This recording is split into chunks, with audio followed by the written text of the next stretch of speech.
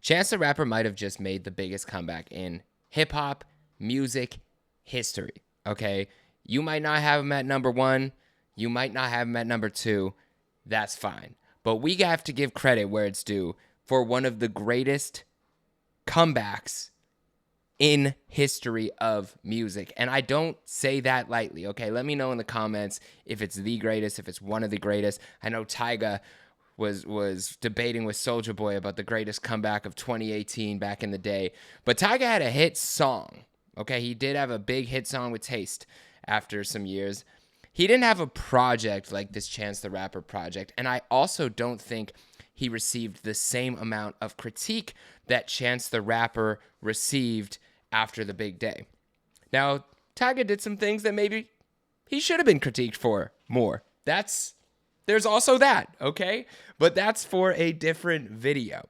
But in order to really understand just how historic this Chance the Rapper album is, I think we really do need to take a look back at Chance's career and how he got to this moment in time, how he was even able to deal with the reception to his debut album, what he went through over the last few years, and why this album is so important. My name is Jeremy Hecht, for those of you who don't know. Welcome back to the channel if you do know. We talk about music, we talk about life, infused with everything surrounding hip-hop, culture, sometimes spirituality, and my thoughts on a lot of different things. So I did a poll on my community page the other day, and I asked what you guys wanted to see more of. And basically everybody just said whatever you're passionate about, whether that be album reviews, topics, long form, short form, doesn't matter to us. We just want to hear from you more. So I really do appreciate the community that we're building here. I appreciate everybody who's tuned in right now. I don't take it for granted that I have your ears, that I have your eyes, that I have your attention. So if you are here, hit the like button, leave me a comment, and thank you so much for this growing community. We're almost at 20,000 subscribers, which is amazing. Dream come true. So without further ado, let's get into this video. So let's take us back to early parts of Chance the Rapper's career to understand the magnitude of where we're at today. When Chance the Rapper was gearing up to drop Coloring Book, this is in 2016, Chance was extremely popular already. Now, he was about to go to a different level, and a lot of things lined up perfectly for him, but he did have that kind of stamp on him of being the guy who was the next up. Because a lot of people forget, we always talk about this big three, right? We have Drake, Kendrick, Cole.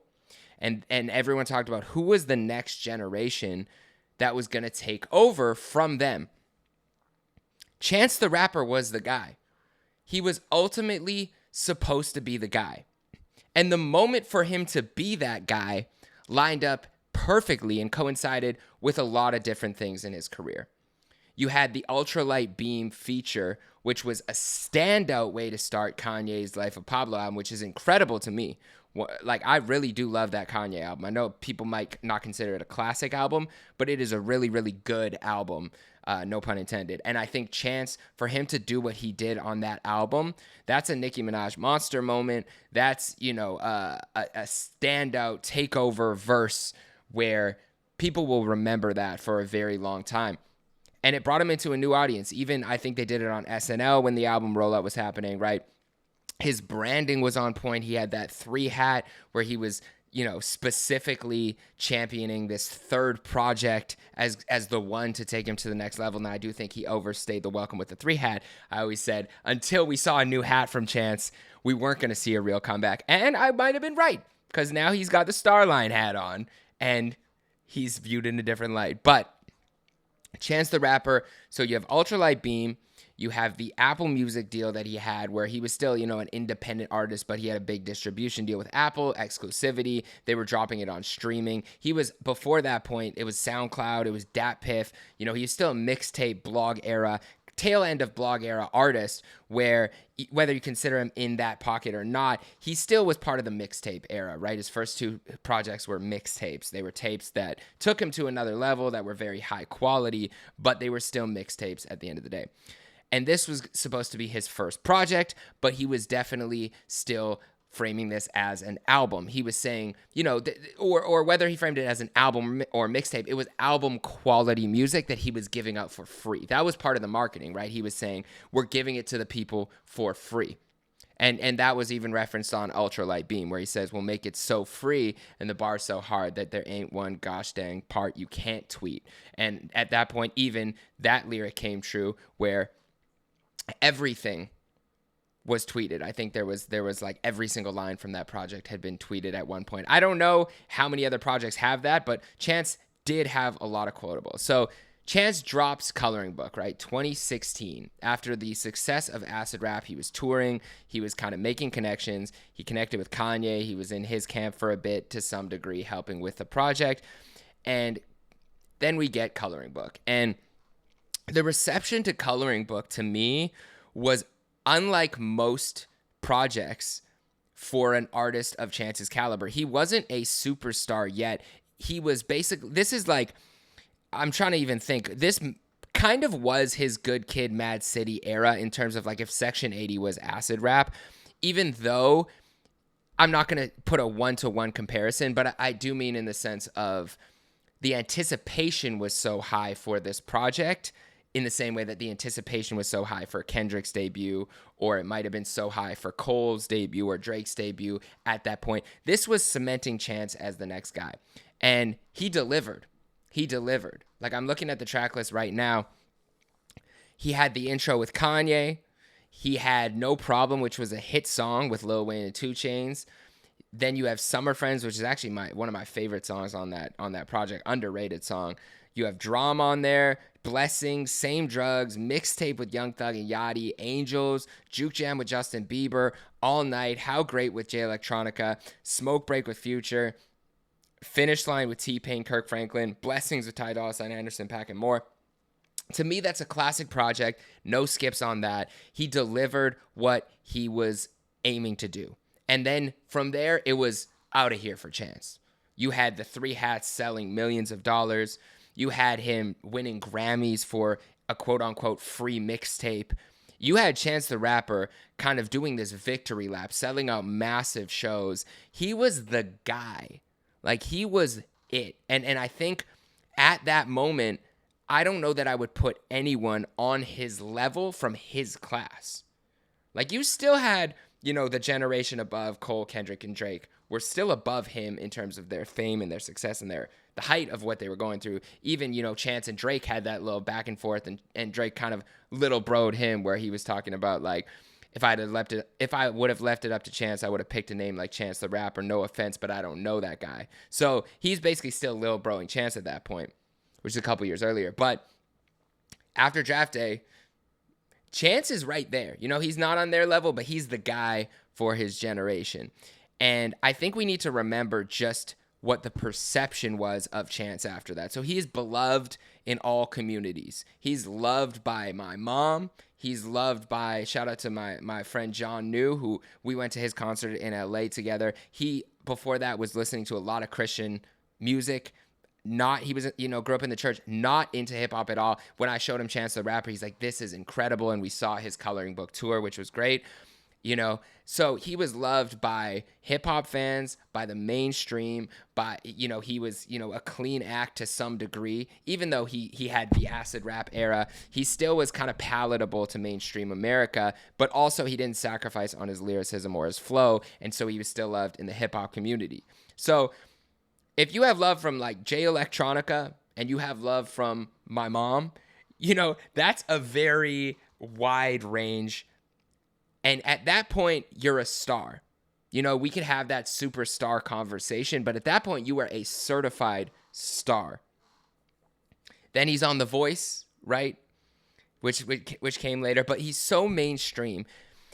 And he hadn't missed up until that point, right? You have 10 Day, you have Acid Rap, you have Coloring Book. So the expectations going into the big day were so high that I think that's why it received such intense critique.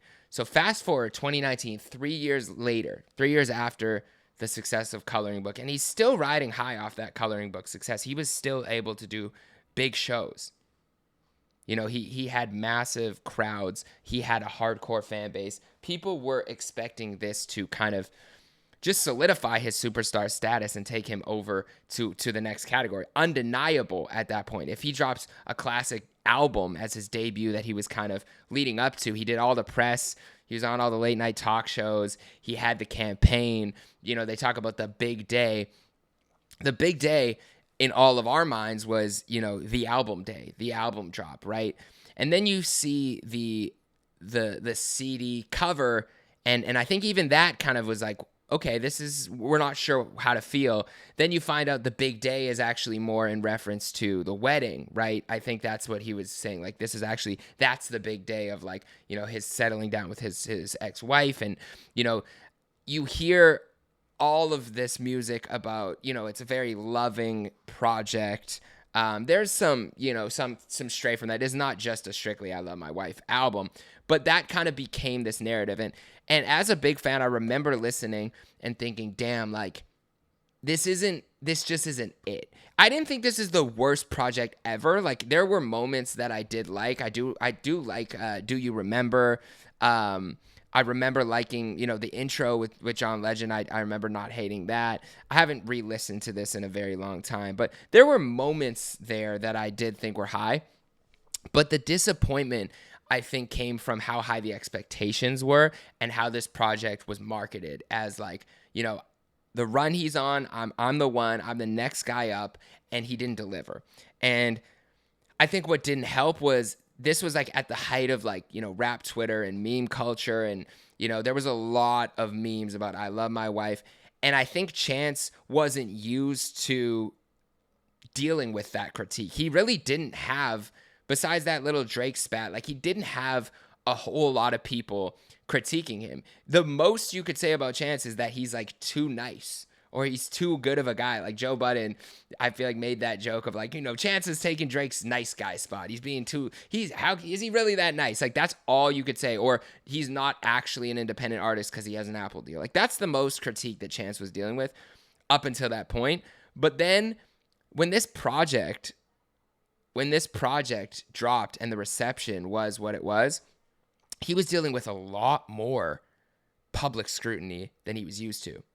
And I think at that point, he didn't even lean in. You know, I think one of his big mistakes, if any, was, besides the music, was kind of trying to combat the internet. And you're never really going to combat the internet. And trust me, this is coming from somebody who deals with a lot of internet trolls. The only way that you win is A, you ignore, you mute, or B, you lean in. You know what I mean? You can make jokes about yourself. You can do the 8 Mile route. You can troll back. You can, you know, toss some little, like, you know, memes their way and feed that side of the internet, or you can just completely ignore it. But I think I remember Chance kind of leaning in and basically being like, you know, like, no, I stand on, like, I like my album. You guys, like, you know, I was feeling, and then I think he said something about, like, feeling like, you know, in a dark place because of all the critique. And I just don't think it helped, because the internet's ruthless. They're just going to keep going. So from there, I think the music being one thing, him kind of not leaning in and trying to fight the internet, and the internet does what it does, and it just kind of doubled down. And I think that narrative got spun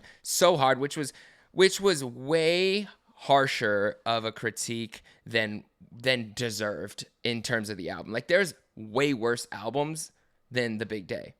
Like, there are projects that aren't good at all. I'm not saying the Big Day was good, but it wasn't as, like, the reception versus the album didn't fully align. And I think, not to say, you know, you could be critical of the album for sure. I'm not saying it's a good album. I even am, like, trying to walk that back for a second. But what I am saying is, I think the expectation of Chance delivering was so high. He didn't live up to it. He tried to fight the internet. And from there, we saw years worth of struggle from Chance the Rapper, both personal and professional. Now, he was, on one hand, extremely successful still as a mainstream act. He was still able to do features. He was still able to do shows. He was still able to be on The Voice. But personally, he was dealing with a lot of shit, right? He was going through a divorce, and, you know, that's even more even more tough for him to deal with after confessing his love so publicly in the music, for them to then break up, and for him not to even have the music to stand on because what happened with the reception to that album. It's a lot of struggle. And I think 6 years is a long time to reflect, to deal with it.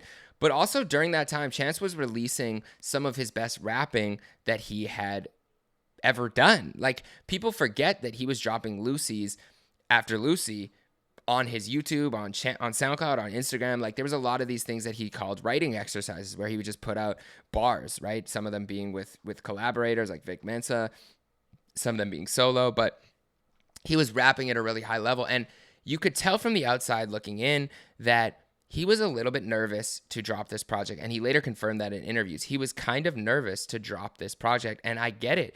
After so long, I honestly think if he didn't deliver, then we're looking at potentially the end of his mainstream music career. To put a lot into an album, to put expectations out again that you're dropping this project that you believe in, and for it to not hit again would have been fans losing faith in Chance. Got my sparkling water here.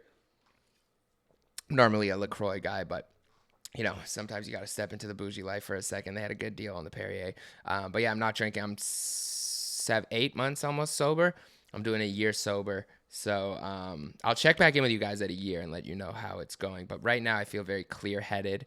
I feel like I'm very focused, and I'm very aware.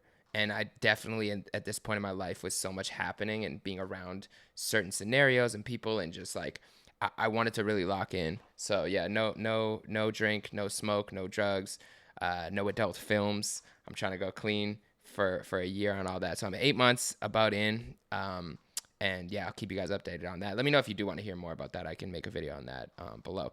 But back to Chance. Speaking of sobriety, you know, he even talked about dealing with his own addictions, right, throughout this time, and going back and forth between his old life and who he wanted to be. And so I think the expectation in his own mind was high. It was high in fans' minds, and there was a lot on this project. He even talked about it on the intro to Starline, right, where he said Lauryn Hill asked him to use his voice. And if that's Lauryn Hill, the person who doesn't use her voice at all, asking you to use your voice and your art more, you know that you've kind of gone off path somewhere. And when I say that Chance the Rapper delivered, I mean in every way on this project. Starline is one of my favorite projects of the year. It's one of my favorite projects from any rapper in the last few years. And even though it may not be Chance's best overall project, like I still think Coloring Book musically was his best project, Starline is an incredible album. Top to bottom, it's Chance the Rapper's best conceptual writing, in my opinion. It's his best concept project. It's got some of the best songwriting and the best rapping that Chance has done. And he really delivered top to bottom. Top to bottom. Starline intro is such a perfect way to return. Even starting that off by saying, you know, surprise is the boy who lived, which is like a Harry Potter reference on one hand, but also a reference to, yeah, you thought it was over. I'm here. I made it through all of that. And as much as people might want to say, like, he didn't really go through that much, he went through a lot. He went through a lot personally, and he went through a lot in terms of being the guy and living at that height, and then having to deal with the fall down to a new level and rebuild again. That most people don't deal with that, and most people don't make it back to the top of the mountain. But Chance did. And I think it'll continue to grow. And I think as more people find this album, Chance's image and profile will continue to grow to what it once was musically. Even if he's as famous as he once was, musically, people will continue to put him in the conversation. I have the music sign right there too. But I love that song. I love Ride. I honestly think the first 7 songs are incredible.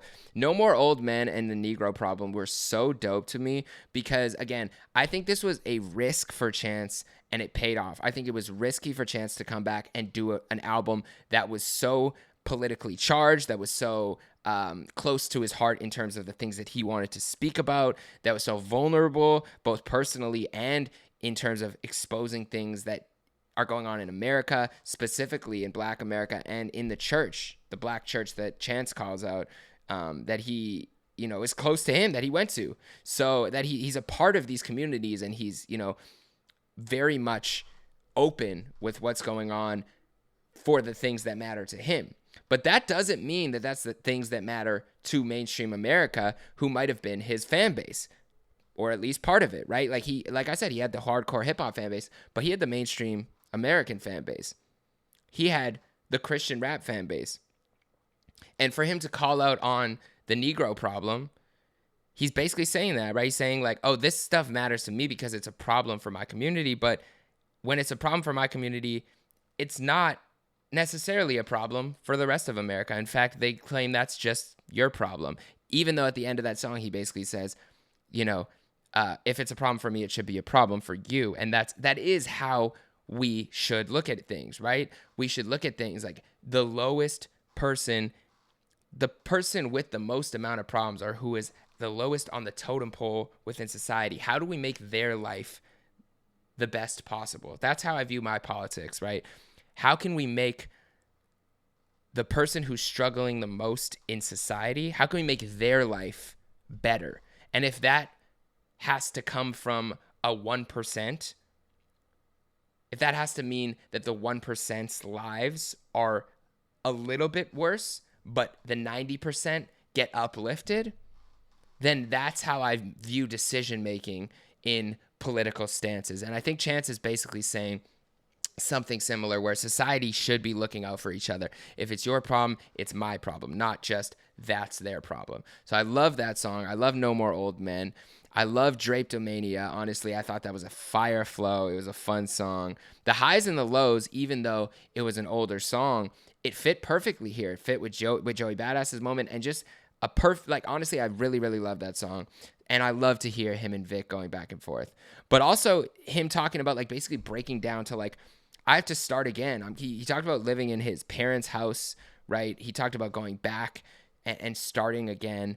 And for him to deliver this project, even though, I didn't like I was nervous, right? I was nervous going in. I didn't like Tree. I didn't like, besides the Winnipeg shout out, I did not like that song. And so I was nervous. But besides that and a couple other moments, like there's a few songs that I didn't love. I didn't love Pretty, but I also didn't hate it. I didn't love Gun in Your Purse or Burn Your Block, but I also didn't hate them. And then Space and Time grows on me. Sometimes I love it. Sometimes I didn't like it that much. Link Me in the Future I did really love, or at least really liked. And then Speed of Light I thought was dope.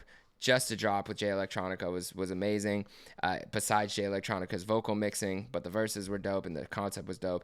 And Speed of Love obviously was a beautiful way to end it. Letters was a highlight for me too. I really think the way that he was able to call out the church without calling out his faith, and still remaining true to his belief in God and his belief in his religion, and saying basically, the way that these mega churches and the way that religion is exploited, he doesn't agree with that.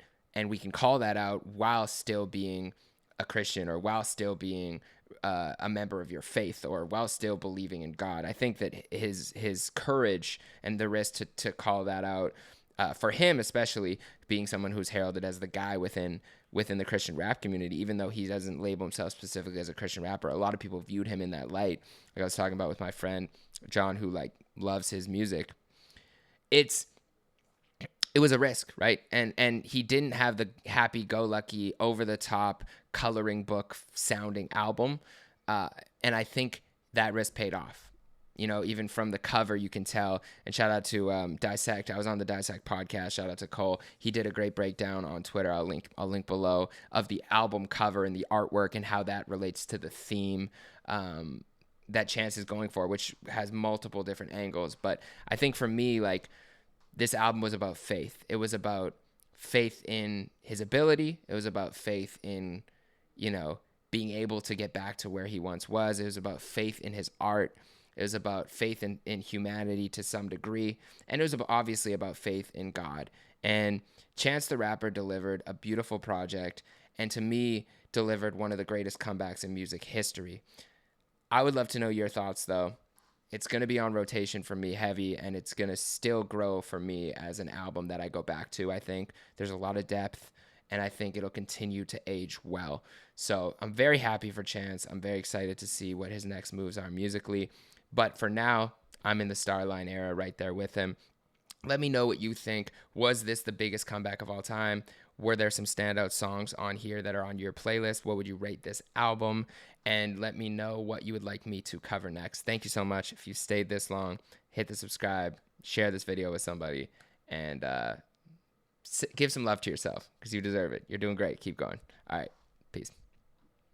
Oh, and I haven't said it in a while, but my saying is dream good, live better. Okay, so just keep that in mind while you're working. See it in your head first. Make it happen in reality even better than you could have dreamed it.